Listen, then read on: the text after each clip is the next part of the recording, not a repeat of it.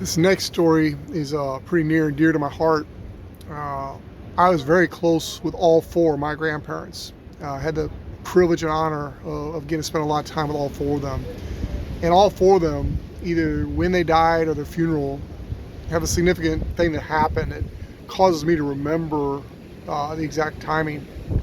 For example, my Papa Williams, he was the first of the four to pass away. I was up at college at William Jewell at the time, and I was at a interview at Hallmark, the card company and the movie company that my mother-in-law loves to watch those Hallmark movies so much. But I was there in an interview the day after he passed away. It was a very difficult time for me. I was very, very close to my Papa Williams.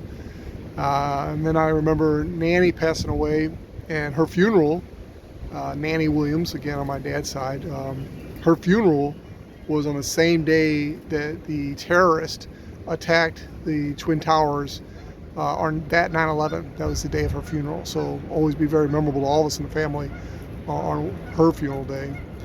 And then my grandpa Weber, I was actually over in the UK on a business trip, and I had been his primary caregiver at the very end. My mom was actually his caregiver for a long time. And then she was taking care of my dad too. So I ended up being the primary caregiver for my grandpa there towards the very end. And the whole family helped out, but I was the primary guy. And I was over in the UK, and I was on my flight back when I had heard the news that he actually passed away. So all three of those were very memorable. But the most memorable of all was my grandma Weber. And I love all four of my grandparents, and hopefully they're all four in heaven having fun with this right now. But Grandma Weber was very, very special. And I'm glad I got these sunglasses on because I'm almost here. I'm telling you the story.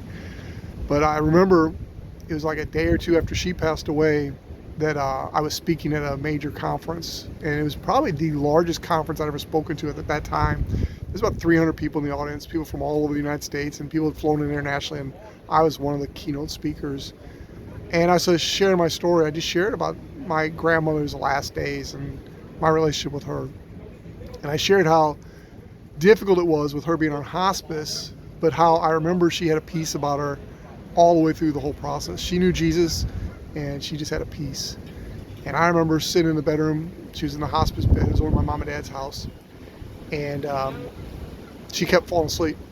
And you kind of feel like you're wasting your time visiting. You know, they're sleeping most of the time. But I just felt good being there in her presence. And so I stayed. Well, I got a little hungry, so I ate some of the peanuts in the jar by her bed, and didn't think much of it, and stayed a little longer. And she kept snoozing. I kept staying. I kept eating these peanuts. And it wasn't long. I looked down, the bowl was empty. I'm like, oh, crud. You know, I ate all Grandma's peanuts. So I'm thinking I'll just go get her some more, you know. Well, she wakes up, and we have a little conversation. I tell her how much I love her, and she tells me how much she loves me. And I'm telling you, what a special woman. And then I apologized. I said, Grandma, I'm sorry. You know, while you were sleeping, I ate a bunch of your peanuts in a jar, and they're all gone. I'll get you some more. And she looked at me in the sweetest, kindest voice, and she said, oh, Chucky, don't you worry a bit.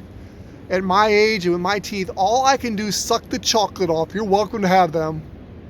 Ew, gross. Love you guys.